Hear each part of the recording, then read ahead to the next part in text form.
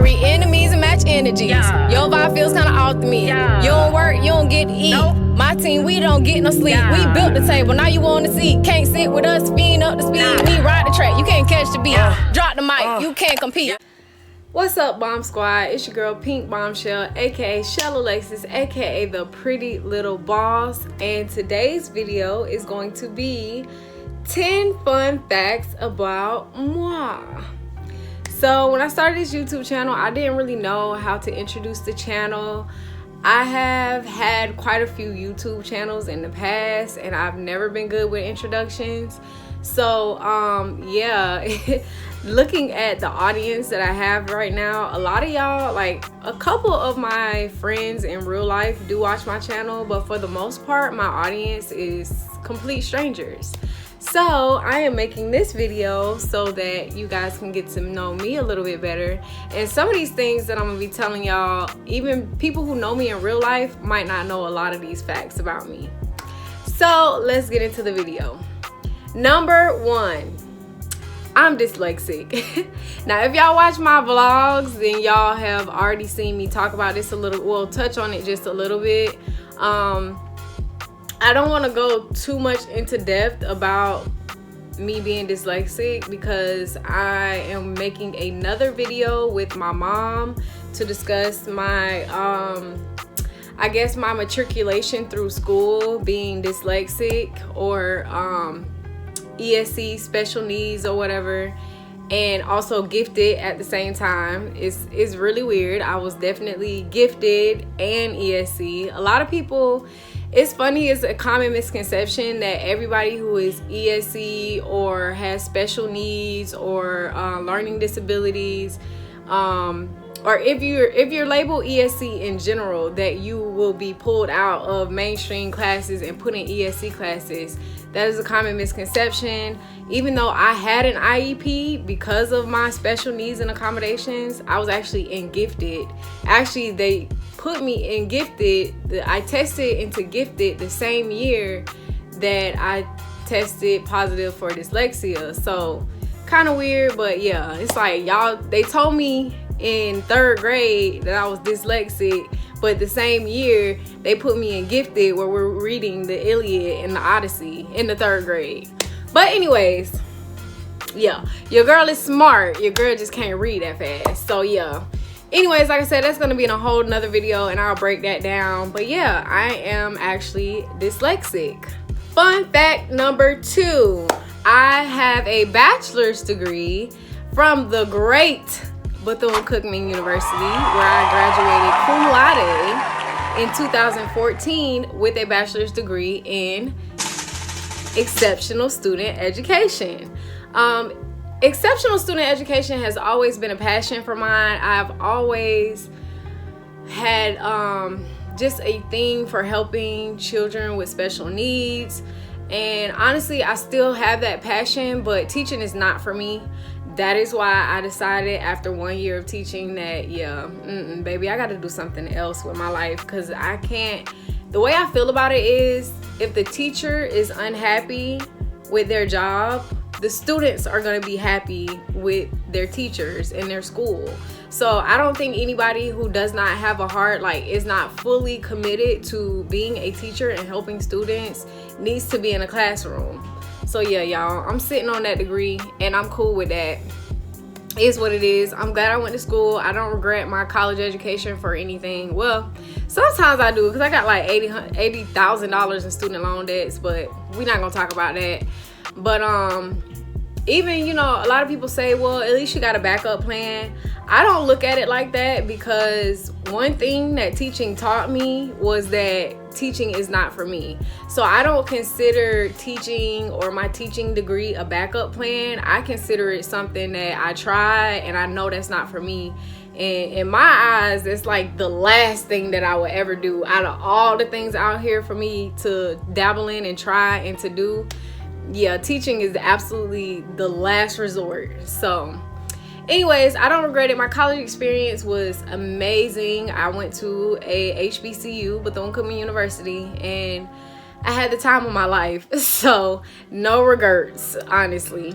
Number 3, I am legally blind. But I cannot see, I'm legally blind. Y'all, when I say that, people be like, well, just get glasses or get contacts. It's so funny y'all say that. Like, I haven't been in bifocal since I was 2 years old. I have the strongest prescription when it comes to corrective lenses, be it whether I'm wearing glasses or contacts. But y'all, I'm still legally blind. The fact that I have contacts or glasses does not change the fact that I am legally blind. So I just wanted to explain a little bit what it means to be legally blind, because for me, I don't remember the exact name of my diagnosis, but the defect in my vision affects my not my peripheral vision, but my depth perception. So I can see things when they're close to me, but when they're further than 3 or 4 feet in front of me, I don't have a perception of the depth. Like, I don't know how far away it is, which is why I don't drive. I have not drove since, it's been at least 4 years since I operated a motor vehicle. Like, I don't drive at all because I don't trust myself. Even before I was diagnosed legally blind, I have to slow down and say legally blind, because this guy the other day when I was telling him, he thought I was saying legally blonde, and he was like, you're not blind. I'm like, yeah, I'm not saying blonde, I'm saying blind. But anyways,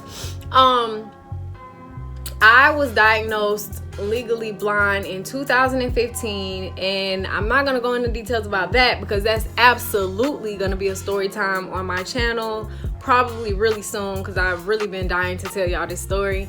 But it was before that I did not drive at night because I absolutely could not see. I would have massive anxiety attacks when I would have to drive at night, especially on the interstate. Even when I drove, I avoided interstates at all costs when I could. I always took back roads. They made me a lot more comfortable. It's less traffic. A lot of times the travel, like the trip, would be a little bit longer on the back roads, but I did not mind. I would get in the car, turn on my music, and be good to go. But yeah, probably in like 2014-ish, I didn't stop driving, but I stopped driving as much. I stopped using the interstate completely, and I stopped driving at night. But in 2015, once I became legally blind, well, I didn't stop driving right away. Even then, I didn't stop driving until I moved here to South Carolina, which was in about 2018-ish, maybe 2019. That's when I stopped driving completely. But yeah, I'm legally blind, and I'm gonna insert a picture of what it basically, how I see. Because even with the strongest prescription of corrective lenses, I still can't see that great. My vision will never be 20/20 ever. So this is an example of how you guys see things if you see 20/20, how I see things with corrective lenses, and then how I see things without any corrective lenses, glasses, or contacts. So yeah, keep that in mind. I am legally blind. A lot of time, like I said, anything that's like 3 or 4 feet in front of me, I can see pretty well. But anything beyond that, forget about it.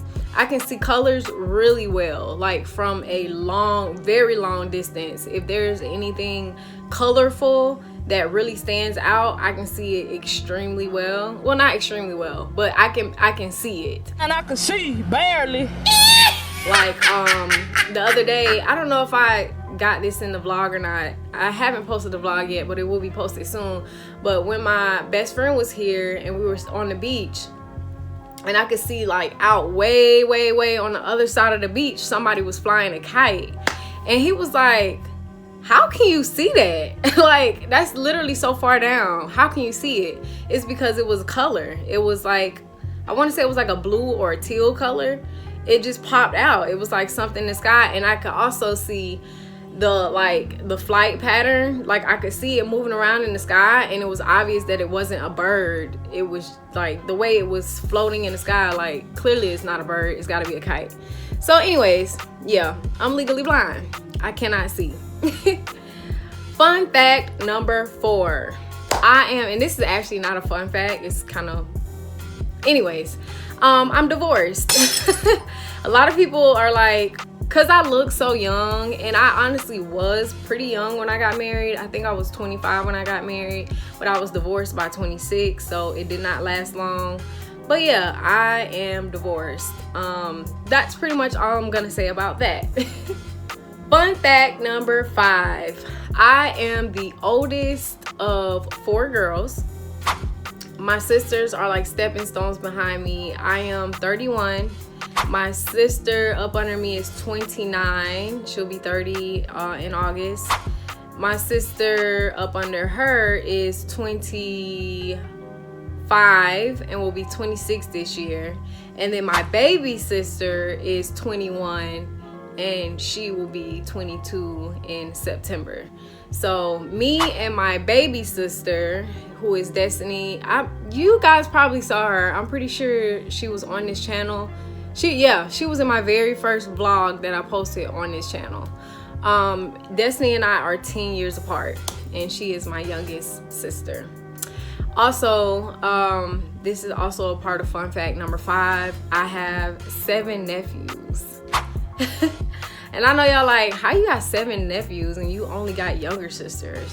So my sister that is up under me, she is married, and her husband actually had, let me get this right. Her and her husband have 2 kids, which are my youngest nephews, Jalen and Elliot. But before he married her, him and his ex-wife have 4 biological sons and 1 adopted son. So altogether for me, Auntie Chelle, that makes 7 nephews, and I love them all dearly. It's funny because I hang out with my oldest nephew a lot now, and he's 25, and a lot of times people will see us together and he's like, oh yeah, that's my auntie, or I'm like, oh yeah, that's my nephew, and they like, how? Well, that's how. By marriage, but you can't tell me they're not blood. Those are my nephews, point blank period. Fun fact number 6. I was a Girl Scout from daisies all the way up to ambassadors. That means I was a Girl Scout all my life, y'all. I'm talking about Girl Scout camps. I'm talking about selling cookies. I'm talking about foraging through the woods, learning how to start fires, what plants you can eat and what plants are poisonous, like really out here learning how to survive in the wilderness type stuff. Yeah, that's me. I absolutely loved Girl Scouts. I'm so thankful that I had those experiences growing up. Every single year, Girl Scout camp was I look forward to Girl Scout camp all year long. I could not wait to get to Camp Kateri because I knew we was gonna be doing arts and crafts. I knew we was gonna sing, let's gather around the campfire and sing our campfire song, like literally songs around the campfire, telling scary stories in the cabin late night so we all be too scared to even go to sleep, like all that shit. I ate it up. I loved Girl Scout camp, and I actually miss it. It was so much fun. I thought about being a Girl Scout leader, but after I was an ambassador and basically graduated from Girl Scouts, I wanted to be a leader. But when I went off to college, that was like literally one of my goals, one of the things that I wanted to do. But y'all, college was just so much, and I went away to college, so now I'm in a new place. My freshman year in college, I couldn't have a car, and I lived on campus. It was just gonna be way too much for me to try to navigate trying to become a Girl Scout leader in a completely different city that I'm not used to and get around like I needed to. And then after my freshman year in college, I kind of didn't even think about it no more, honestly. I mean, it's something that I could still consider now, but I think my Girl Scouting days are over. Yeah. Fun fact number 7. Now this is gonna be a little jaw-dropping because it's a little far off from number 6, but I am an OnlyFans creator. Now I know as soon as I said that, y'all thought I was on there doing PORN. No, no. I actually make boudoir photography. For the most part, I do my own photography. I am my own creative director behind all of my shoots. I do my own makeup, costume, set design. I make my own props, all of that stuff. It's all me. I edit my own photos. Sometimes it's just, you know, just minor edits, but sometimes, usually in October, I do 31 days of Halloween. And for those, I do like extreme edits. Like I edit myself into a boiling hot cauldron for a witch's brew. Like all kind of crazy edits that I usually do. I usually only do that in October because it does take a lot out of me to do those edits every single day. But yeah, I enjoy the work that I do just, you know, on a daily basis. Like I said, a lot of times it's not as edited, but still pretty dope work. Oh, by the way, y'all go subscribe to my OnlyFans because it is free right now, so you don't have any type of excuses of why you can't subscribe.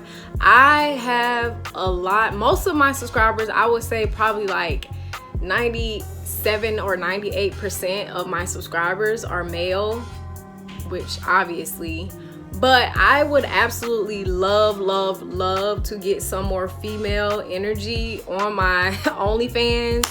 Not to say that I'm not appreciative of all the guys who subscribe to my OnlyFans. I really do appreciate the support and the love, but y'all, the testosterone be a little high over there. I would love just a little bit of estrogen. Just bring it on over, you know, hype me up a little bit. You don't have to worry about getting on there and seeing me busting it wide open because it's not that type of party. The most you'll see is maybe a little booty cheek every now and then, a little cleavage, but nothing too crazy, so you don't have to worry about none of that. But yeah, just come over there and party with me. All of the, like, when I do post something that's a little more edgy, I will post it as a paid preview, so you actually have to pay to unlock the post. But you can come and subscribe. I have over 300 posts on there that you will have access to by subscribing for free. So yeah, come over there and show me love on OnlyFans, y'all. Fun fact number 8. I have been a hustler since I was 5 years old, y'all. Ever since I got around people that I could sell stuff to, I've been selling stuff. It started out in, I remember the first time that I actually got in trouble for selling stuff, like in school, because you know you're not supposed to sell stuff in school. But when I was in kindergarten, I actually used to get, y'all remember how the little packs of Wrigley's bubblegum used to be 25 cents a pack, and it would be 5 slices of gum in there? So my daddy used to buy me those all the time. And I would take it to school and I would sell each stick of gum. Like, you know, every time you open a stick of gum, a pack of gum, everybody wants some. So I would actually sell one stick of gum for 25 cents. Hello? Like, me, I'm knowing the math, you know, like, okay, that's a whole nother pack of gum. All right, that's a whole nother pack of gum. That's a whole nother, you know, I already knew what my profit margins was looking like at 5 years old. But everybody else, you know, they were just like, I just want a piece of gum. Oh, a quarter, that's all? I was taking them kids' lunch money, y'all, and did not care. Because your daddy should have taught you better. Or your mama should have taught you better. Yeah. If you're willing to spend that 25 cents from your lunch money on this slice of gum, then by all means. And then probably in like first grade, I started, I've always been an artist. I've always just been making shit.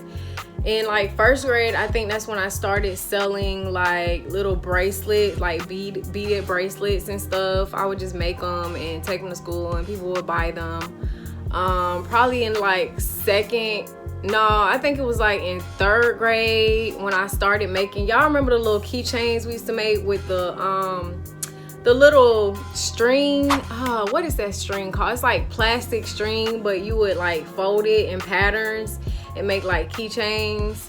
Yeah, I used to sell those. And then in like 4th grade, I started making things out of glue, like Elmer's glue. I would put it in my hand and let it get tacky and then roll it up like a ball. And sometimes I would make like little dice. Sometimes I would like sculpt it like clay to be like little people. What else were we making? I went into, this was when I had my first partnership too, when I was in the 4th grade. Mark Weiss, shout out to Mark Weiss. He probably never gonna see this video, but if he ever does, shout out to you, Mark Weiss. You were my very first ever business partner. Me and Mark had a business making just all kind of stuff out of glue. But one of the things that we really used to do a lot was make glue bookmarks. So sometimes we would do it on our hand, depending on what they wanted. If they wanted something a little thicker, I had this pencil box that had the perfect like little rectangle in the middle. So what we would do, we would take markers and just color it whatever color they wanted. They can mix the colors, they can do multiple colors, however they wanted to do it. And then we put the glue down in there, like just evened it out down in that little rectangle. And then once it dried, you can peel it up and it would be a bookmark. So we used to sell those. Yeah, y'all, I just literally, I cannot remember a time when I wasn't a hustler for real. Like from birth, I'm just out the womb, just, oh, what can I make? How can I make some money? Always. When I got to about, I think when I got to like 5th grade, or was it 6th? It might have been 6th grade. That's when I started actually selling my drawings and my artwork like that. And then in high school, y'all saw everything. I was the bootleg lady because I used to make custom CDs. You know how we used to get on LimeWire and burn CDs. Yeah, don't come for me, y'all, because I know that was illegal, but hey, it is what it is. That's just the time we was in. But what made mine special was I used to actually design the album. Like, say it was Bow Wow Beware of Dog album, I would actually design the album cover of the CD. Like, I would draw on the CD itself, and I would design it to be just like the actual album cover. Like, I remember the Pretty Ricky Blue Stars album cover. I hadn't designed like all of that. I would also design the little CD sleeves sometimes. So, you know, I put a little art into everything I did. In high school, I also sold custom t-shirts. I would just make custom, like, paint whatever you wanted on them. If I can find some pictures, I'll insert some pictures in the video, because I'm not sure if I can actually go back and find some of this stuff, but I'll insert some. Let me move over so y'all can see. I'll insert some pictures of some of the stuff I used to actually make and sell. I remember I used to do, I remember one time I painted a speaker box for this guy, for his car. I used to make, also, I got my first actual job when I was 12 years old as a lifeguard. Also illegal, but my parents agreed and worked out a deal with the actual lifeguard that ran the pool. I was like an assistant lifeguard, or the lifeguard that would watch the kids while the instructor was teaching the class. But after that, I worked mostly at daycares and summer camps. I had a business at the summer camp that I worked at where I would make like signs and stuff, which carried on to when I started actually teaching in schools, where I would make little signs and posters for classrooms. Like I said, I'll insert pictures if I can find some. All kind of stuff, y'all. Like, literally, I was just the queen of hustling. I made and sold so many things. I can't even, like, anyways, yeah, so that's fun fact number 8. Your girl just always been a hustler.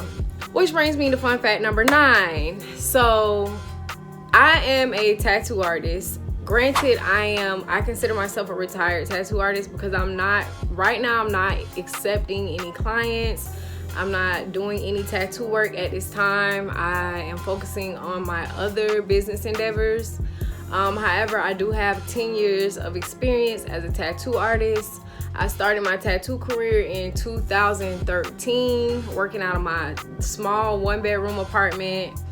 From there, I opened up my very first shop, which was located in Gainesville, Florida. That shop was a flop. Again, I'm gonna make a whole video about that, a whole experience. After that, I moved back in with my mom, and I was tattooing literally out of the kitchen / living room. Sometimes we'll be in the living room, sometimes we'll be in the kitchen. And it was in that time that I started saving up to build my own shop that I own. Like, I actually own the building, ain't no overhead. Yeah. So my shop that is in Alachua right now, in fact, I recorded a shop tour for you guys, but I never posted it. So I'll probably post that real soon so you guys can see what my shop is giving, even though I'm not really working in it right now. So yeah, and I think I opened up my shop in like 2000, I want to say 2016, but I don't want to tell a lie, so it might have been 2017. But anyways, I'll fact check that and leave the actual opening date down below. Fun fact number 10. Actually, I want to throw a little extra in there too, because what I did want to tell y'all is I used to be an athlete. So I'm just not going to give this a number. This is just a little extra. I was an athlete all through my matriculation from probably about 5 years old. Whenever you can play rec league sports is when I started as an athlete. So growing up, this is before high school, because in high school I was like a full serious athlete. But before high school, I played sports for the rec league. I did basketball, I did soccer, I did t-ball, and cheerleading. Now, cheerleading was my sport. Like, I was a cheerleader from the time that I could get on the Pop Warner cheerleading squad until the time that I went to high school to also continue cheering. I was a cheerleader. I don't really remember. I want to say I cheered for 9 or 10 years rec league, like all the way through it, all the way through Pop Warner. However long you can cheer for Pop Warner, I cheered for Pop Warner. Basketball wasn't something I was passionate about. Neither was soccer, neither was t-ball. A lot of the sports that I played growing up, it was because my parents, my daddy, made me. But y'all, my daddy he really wanted sons so bad, but he got 4 girls, so he made us do what the boys did for the most part. I don't know, I'm pretty sure we may have expressed that we wanted to play some of these sports, but when it came down to actually going to practice and like doing the sports for real, like, ain't nobody want to do that. Y'all seen in the first vlog I posted, y'all seen my basketball skills, baby. They was never given. And I played basketball for some years too. It was crazy. But yeah, my basketball skills was never ever gonna give. T-ball, it was too much. I ain't like it. The game was too long. No. Soccer, I was okay until one day I actually got hit in the face with the soccer ball, and at this time I was in glasses. I was in glasses up until I was about 15 years old. No, 14 years old, which the recommended age for contact lenses is 16. But because I always had really bad vision, my doctor actually recommended that I start wearing contacts when I was 14 years old, because it was supposed to slow down the deterioration of my vision. And it did. It slowed it down a little bit. You know, my vision was going a lot slower when I started wearing contacts, but my vision still been gradually leaving me. So yeah, the ball hit my face with my glasses on, and I did have the little strap, you know how, like the little sports strap that you have on your glass. Like, imagine little old me, probably all of 50 pounds, with big old bifocals with the strap. Y'all, I'm gonna see if I can find a picture of me in my soccer days, and I'm gonna insert it right here, y'all. I was a sight to see out there running away from the ball. Like, it was never given get the ball into the goal. It was given get away from the ball. For real, it was crazy. Yeah, soccer was not my sport. But in high school, I tried out for the JV cheerleading squad. I made the squad. So my freshman year, I did basketball cheerleading, football cheerleading, and competition cheerleading. So those are 3 different squads, and they are 3 different seasons, which if you cheer all 3 seasons, you basically cheer through the whole year, because summer is training and conditioning. Like all through the summer you have cheerleading, training, and conditioning. In the fall, that's football season.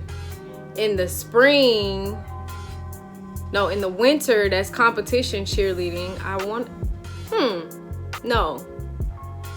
Okay, fall is football, winter is basketball, and spring is competition, I want to say. If I'm wrong, y'all correct me down below. But yeah, I think that's how it went every year. And then summer will be, like I said, cheer camps, training, conditioning, all of that. So cheerleading took me throughout all 4 years of high school. Just like, I mean, I was used to it. That's the only sport that I really was passionate about all through since I was a kid. So cheerleading was fine. I did all 3 squads until my senior year. My senior year, I chose not to do competition squad because, y'all, competition was the worst. I mean, it was the best, don't get me wrong, it was great. Like, you compete, it was fun, you get to travel, because most of the competitions are like, we did a competition at the state fair in Tampa. You do a competition in Daytona Beach. Like, remember on Bring It On, the little competition they did out there? Like, it's like that. So it's really fun, but the training and the conditioning is so intense. It's more intense than any sport I've ever done. That's why, like, a lot of times, I don't really care no more, but that's why a lot of times cheerleaders get so defensive when people say that cheerleading is not a sport, because it is the most crazy. Like, when it comes to training and conditioning, y'all would not believe how intense it was for cheerleading. And I'm talking about, I did weightlifting, I ran track, I did cross country, I did tried a little tennis. Like, in every sport there was, cheerleading was absolutely the most intense. So yeah, in high school I was a cheerleader.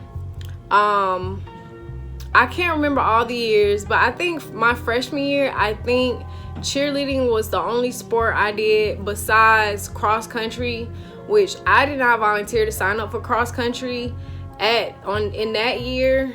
My high school did not have a cross country team, but we had to compete. We had to have a cross country team in order to, I don't know if it was to get accreditation for our school or to get a grant for our school. It was something that our school needed a cross country team for, but since our school didn't have a cross country team, they made the cheerleaders compete with the cross country teams from other schools. Y'all, that was hell. I've never been even though I was on the track team, I was doing field sports. I wasn't running track for real. I did do the 4x1 like a couple times just because it's a short distance. Actually, I won a couple meets too in the 4x1. Literally never won in I did long jump. But I'm gonna be honest with y'all, I can say it now. The only reason that I did track at all was because, for one, you got out of class for the track meets, and we would like go to different schools and stuff. So yeah, you can be out there in the track looking cute, all the little boys from all the other schools and stuff. I was just trying to be fast and get out of class, basically. And number two, our track coach, Coach Rice, used to make these sugar cookies. Y'all know the confetti. I don't see the cookies anymore, but the confetti cake mix, and I've seen people actually make cookies out of that, but they used to have a confetti or funfetti cookie batter, like a cookie mix or whatever. And she used to make those cookies for us every track meet. And y'all, when I tell y'all them cookies was busting, like, I know I got a picture of me eating them cookies because that's the only reason I really used to go to track meets.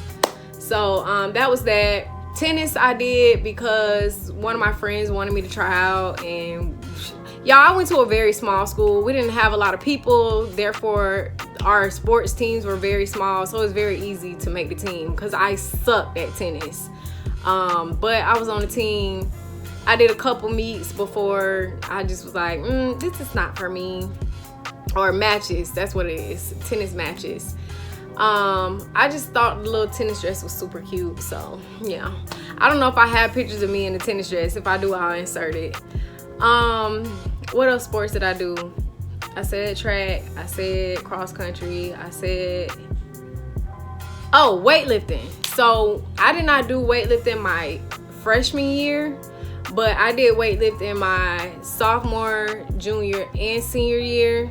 Y'all, weightlifting was my favorite sport. Well, next to cheerleading. Of course, cheerleading was my ultimate favorite sport. But next to cheerleading, I don't know, y'all. It might be a tie. Weightlifting was so freaking fun. And I was the strongest in my weight class. So I would win every single meet. Which, y'all, that's amazing. Like, that's the feeling of just being a beast and being strong and pushing up the weights and winning in my weight class was just... I loved everything about weightlifting. But I used to be extremely strong, and I ain't gonna hold you, I have the cheerleading conditioning to thank for that. Like, even at our football games, the year that our football team went to state championships, every time our football, this is throughout the whole season, every time our team would make a touchdown, we would have to match the scoreboard with push-ups. So I'm not saying like, okay, they score a touchdown, they get the extra point, y'all do 7 push-ups. No, I'm saying they get a touchdown and make the extra point, boom, 7 push-ups. They get another touchdown and the extra field goal, 14 push-ups. Another touchdown and a field goal, 21 push-ups, like all the way up and through there. Sometimes we would have over 100 points on the scoreboard, and y'all, what we had to do, drop down and do that 100 and some push-ups right there at the football game. So y'all, cheerleading really made us like strong as a mug. Like, we were beasts up in there in the cheerleading. So when I started doing weightlifting was just not something I thought about, but a lot of my friends did weightlifting, which is why I went out for the weightlifting team my sophomore year. But I just fell in love. I loved the coach, Coach Sam, shout out to you. I loved all my weightlifting sisters. A picture of us. I know I got a bunch of them, but I'm gonna find one to put in here. But I love y'all. We had so much fun in weightlifting. Anyways, like I said, that's not even number 10, so let me move on. All right, number 10, the last fun fact about me. I'm a business owner of currently 6, but eventually, well, I'm working on 2 new businesses right now. One is, well, I'll tell you guys the businesses that I run right now. One is Pretty Little Boss. You guys have probably heard me talk about Pretty Little Boss. This is one of our, oh, I got on my Pretty Little Boss leggings too. But this is one of our designs. This is a Pretty Little Boss sports bra. Pretty Little Boss is my clothing line. It is for, it's like semi-professional / athleisure wear for the Pretty Little Boss on the go. And our clothing line promotes, I say our, like it's not just me, but Pretty Little Boss is a clothing line that promotes versatility and productivity for the Pretty Little Boss on the go. So a lot of our stuff, like these leggings, have pockets so that you can, you know, stick stuff in your pocket and work hands-free throughout the day.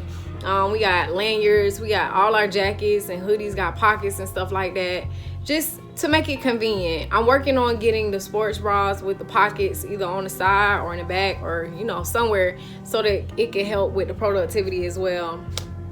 But all of our items are like that, where it's like, okay, I gotta go here, I gotta go there. They're versatile, so you can wear them to go handle your business. You can wear it to the gym. You can wear it to the grocery store. Just whatever you got to do in your daily life, do it in Pretty Little Boss. So that is one of my brands. Another one of my brands is I'm an artist. I will always be an artist. am also a collector of my own artwork, so I don't sell any of my original art, which I know that sounds crazy to y'all, but it makes sense to me. So on my art site, you'll find things like reproduction prints of my artwork. I sell stickers with my artwork on them. I sell keychains with my artwork on them. Anything that's reproduced, like products that are reproduced with my original artwork. So I don't actually sell the authentic original piece of art. And that's just a personal thing for me. So all of my artwork, for the most part, unless it's like commission work, I do accept commission work as well, on and off. Right now my commissions are open, but my commissions open and closed based off of my availability as an artist, because I do have all these other businesses. So sometimes I'll just have too much going on to be accepting commissions. Right now my commissions are open, so you know, whether it's a custom painting, custom shoes, like whatever it is you want done custom, just slide in my DMs, y'all, or comment down below. Anyway, you can reach out to me anyway. All of my content information is down below in the description box. But moving right along, so then I'm looking at my little thing, y'all, because I got so much going on, it'd be hard to remember. In addition to Chelle Alexis Art, I also have a smoke shop called the Stoner Corner. Now, I'm not gonna go into too much detail about all of these things, because I'll probably make that a separate video, because I could really break it down as to why I have all these different businesses. But I'm just gonna tell you what they are a little bit. Stoner Corner is just a smoke shop. We sell rolling tray sets, as well as individual rolling trays, ashtrays, grinders, stash jars, lighters, all of your smoking accessories. Everything is I was gonna say branded, but not exactly branded, but everything, all of the artwork that is for sale on my products in the Stoner Corner are my original drawings and paintings. Like my original artwork is printed on these, and we produce all of the products in-house. All the smoking accessories that are available in the Stoner Corner are my original artwork, and yeah, check it out. The next business I have, number 4, I have a business called Branded Merch. It's basically kind of the same as the Stoner Corner. We sell the same products essentially. We do have a couple more products in the Stoner Corner that I don't sell in the Stoner Corner. But for the most part, it's the same products, but you can purchase them wholesale with your artwork to resell to your audience. So it's like for anybody who has a fan base, if you have a store, whatever have you, like most of our customers I sell to other smoke shops. Like say a smoke shop wants their own custom lighters to sell, then we sell those, because everything in Branded Merch is wholesale. So you buy them in bulk for a reasonable price to make a profit reselling them to whoever your audience is. A lot of our customers are like artists, like music artists who are selling their merch. We have actual artists who want to put their artwork on the items that I sell to their customers. We even have people who have, because we have these little compact mirrors. Let me see if I can find one to show y'all real quick. Oh, I can insert a picture for y'all. We have these little compact mirrors that we make. A lot of people who have like cosmetology businesses, like makeup brands, people who sell eyelashes, a lot of times they'll buy those to sell on their websites as well. So things like that. Also, another big audience that we're starting to tap into with Branded Merch is like the event space. Like we had this one lady order a bunch of those compact mirrors for her bridesmaids for her wedding. We had those compact mirrors, as you can tell, are really a hot trending thing with Branded Merch. But we had another lady buy a bunch of compact mirrors as party favors for her daughter's sweet 16. We actually had a guy for his best man, or what is it called? For his groomsmen, he bought a set of the ashtrays with the torch lighters, and they were branded with his, you know, his little wedding emblem or whatever, and he bought those sets to give to his groomsmen for the wedding. So things like that, y'all. Anything that you would want in bulk, or I should say like small bulk, because we not mass producing like hundreds and hundreds of products at a time. But like, say you need like 20, 30, 40 even of something with your original artwork, or something specific that you want printed on there, we sell those. So that's branded merch. Of course, number 5, tattoos by Chelle. Always be my brand. I'm not doing any tattoos currently, so that business is kind of like on the back burner, but it's always going to be my brand. Number 6 is in the works. Yeah, I'm not gonna talk too much about that. I'm in the process of getting the right certifications and the registrations for the actual business for that one right now, so I'm not gonna talk too much about it. And oh, I forgot PinkBombchelle. So that's number 7.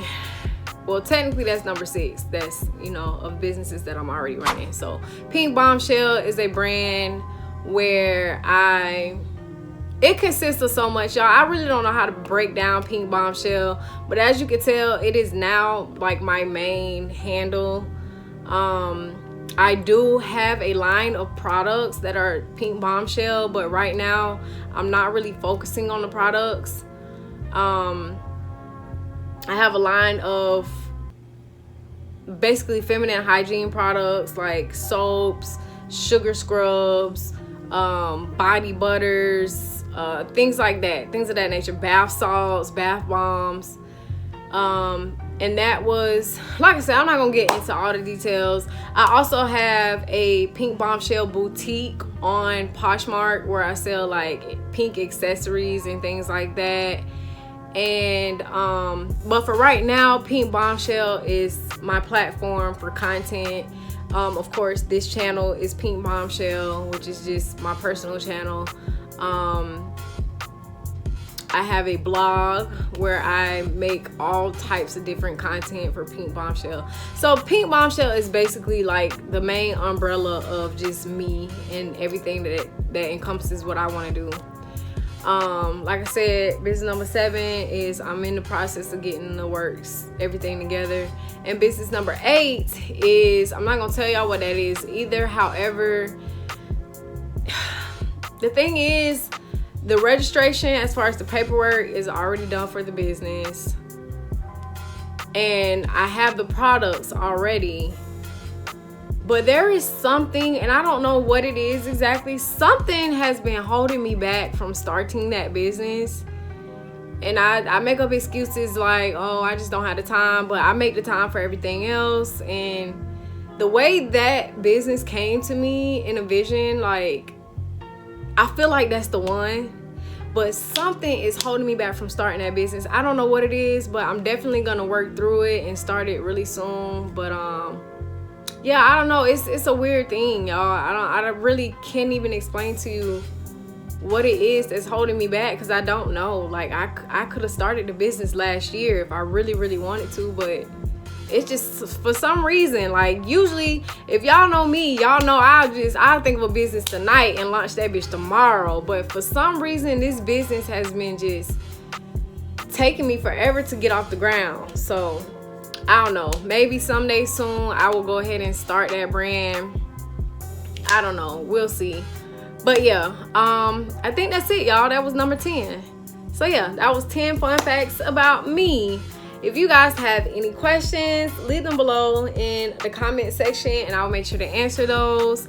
And leave some fun facts about yourself down there as well, because I really want to get to know my audience. Like I said, right now I have some people I know that subscribe to me and watch my videos, but I have a lot of people that I don't really know on a personal level. So, you know, just leave me some fun facts about you. It don't have to be 10, but just leave me a few fun facts about you down below in the comments, and I want to read and respond to those. Anyways, thank you guys so much for watching this video. I love you guys so much, and I will see you in the next video. Bye. I'm manifesting millions till I got them in my hand. Got $1 million plan to make the business expand.